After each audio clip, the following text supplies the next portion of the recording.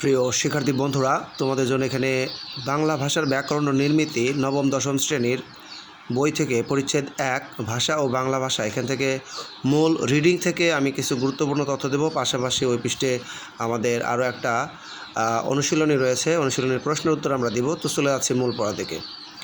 আমি ঠিক গুরুত্বপূর্ণ লাইনগুলো তোমাদের জন্য দাগিয়ে রেখেছি যাতে তোমরা সহজেই এগুলো উত্তর বের করতে পারো। আমাদের প্রথমে এখানে কী লেখা রয়েছে বলো তো?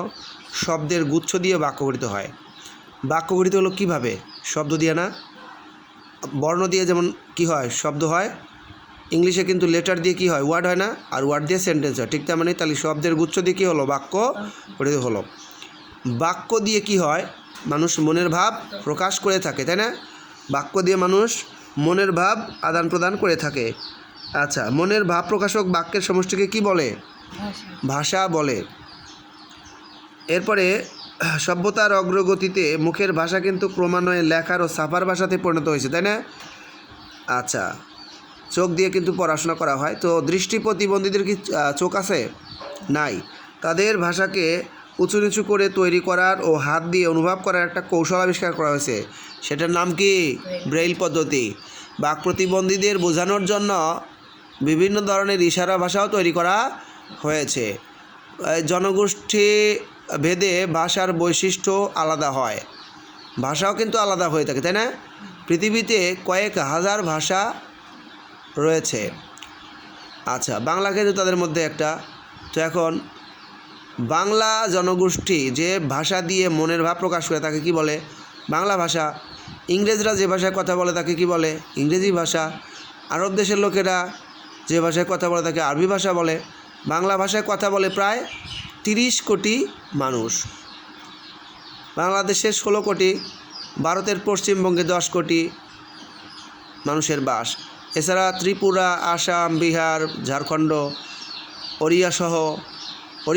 ওড়িশা সহ ভারতের অন্যান্য প্রদেশে প্রায় 3 কোটি এবং পৃথিবীর বিভিন্ন দেশে আরও 1 কোটি বাংলাভাষী মানুষ রয়েছে। মাতৃভাষী মোট জনসংখ্যার দিক থেকে বাংলা পৃথিবীর কততম ভাষা?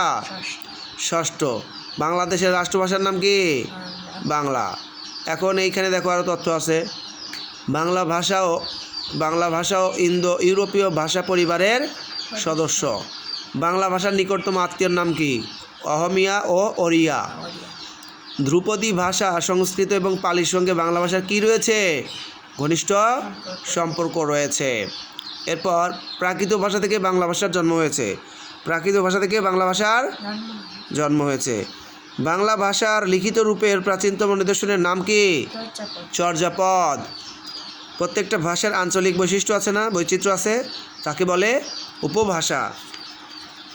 আর এখানে আরেকটা ইম্পর্টেন্ট তথ্য রয়ে গেল, এই যে লেখা রয়েছে 19 শতকের শুরুতে কিন্তু এই যে বর্তমানকালের ভাষা, এর কি পরে বলতেছে, দরকার নাই। এখানে দেখো তো কী লেখা রয়েছে?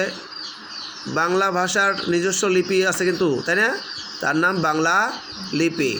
বাংলা লিপিতে মোট বর্ণ কয়টা রয়েছে? 50টি। স্বরবর্ণ কয়টি? ব্যঞ্জন বর্ণ কয়টি? আচ্ছা, প্রায় 2500 বছর আগে উপমহাদেশে ব্রাহ্মী লিপির জন্ম হয়। কত বছর আগে? প্রায় 2500 বছর আগে। এরপর এখানে একটা তথ্য আছে, বাংলা লিপি কুটিল লিপির বিবর্তিত রূপ। ঠিক আছে, এখন আমরা বাংলাদেশের জীবনযাত্রার প্রায় সব ক্ষেত্রে কোন ভাষার ব্যবহার লক্ষণীয়? বাংলা। আর এটা কিন্তু সরকারিভাবে বাধ্যতামূলক, তাই না? ভারতের পশ্চিমবঙ্গ ও ত্রিপুরা প্রদেশের অন্যতম দাপ্তরিক ভাষার নাম কি? বাংলা। এখন এইখানে আমরা এই যে অনুশীলনীর প্রশ্ন উত্তর দেব। 10টি প্রশ্ন রয়েছে, আমি সেগুলো উত্তর দিয়ে দিচ্ছি। বর্ণের সঙ্গে কোন ইন্দ্রিয়ের সরাসরি সম্পর্ক আছে? চোখ। ব্রেইল পদ্ধতি ব্যবহার করে কারা? দৃষ্টি প্রতিবন্ধীরা। বাংলা ভাষায় কথা বলে প্রায় 30 কোটি লোক। মাতৃভাষী জনসংখ্যার দিক থেকে বাংলা কততম? পৃথিবীর ষষ্ঠ। নিচের কোনটি ভাষা পরিবারের নাম নয়? ইন্দো ইরানীয়।